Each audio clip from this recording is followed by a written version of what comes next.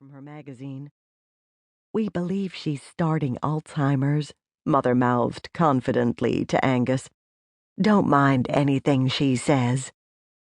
Grand gave a disgusted sniff, still not looking up.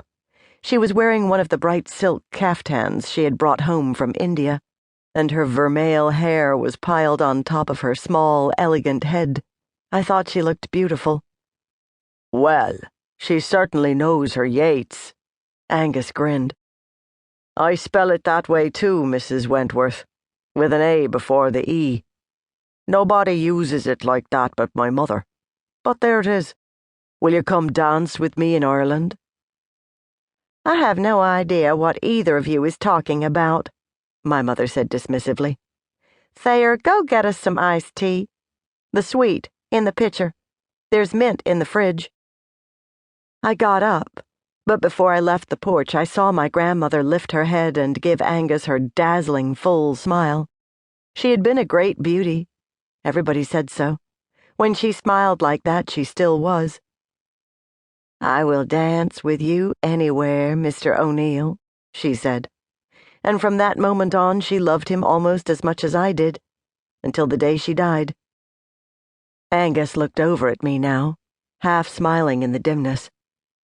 "Do you hear that?" I said. "Yep." "What on earth do you think it is?" "The children of Llŷr," he said, stretching luxuriously. "Grieving for the human children they were, before the Dagda turned them into swans." "I don't want to hear any more of your damned Irish bog fairy tales," I said. "Really, what do you think that is?" We listened for a moment. The singing children were coming closer. Their song was a real shout now. Its familiarity tickled my tongue. "Kids, having a good time? They're obviously going somewhere in a car, or something, the way they're moving closer." Another moment passed, and then I said, "I know what it is. It's the Cannibal King. It's a great kids' song. We used to sing it endlessly on the bus to camp and coming home."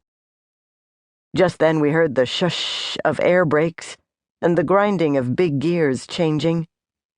"It is a bus," I said. "Where on earth are those kids going this early in the morning on a bus? There aren't that many kids around here." "Isn't there a camp or something that all those assholes in Happy Hollow whomped up for their little darlings?" Aengus said peevishly. "God knows there are enough toddling scions and scionesses over there." Our street, Bell's Ferry Road, ran through the hilly river forest surrounding the Chattahoochee River, just to the west of Atlanta. Many of the big old houses had been summer places for well-to-do Atlantans for decades. Ours was one of those, and the newer ones were gracefully and conservatively built to blend in. It was a cool ribbon of a street, winding its way down to the bridge that spanned the river. On the other side of the bridge, there was a gated community of houses so jaw-droppingly expensive and baroquely designed that first-time visitors were often stricken to silence, the few who were invited into the enclave. It was called Riverwood, and it gleamed, as my grandfather used to say, like new money on a bear's behind, and was as impenetrable as Gibraltar. It was a mark of distinction among many people we knew not to know anyone who lived there. To get anywhere near the city or the freeway, the Riverwoodies had to drive back east up Bell's Ferry Road toward town, and it was all I could do to stop Aengus from throwing rocks or squirrel turds at their Jaguars and Land Rovers and chauffeured limos.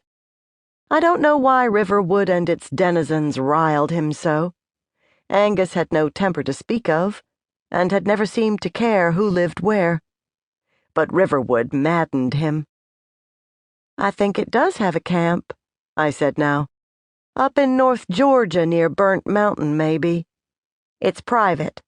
Only their kids can go. This would be the time of year for it to start. And that was a bus.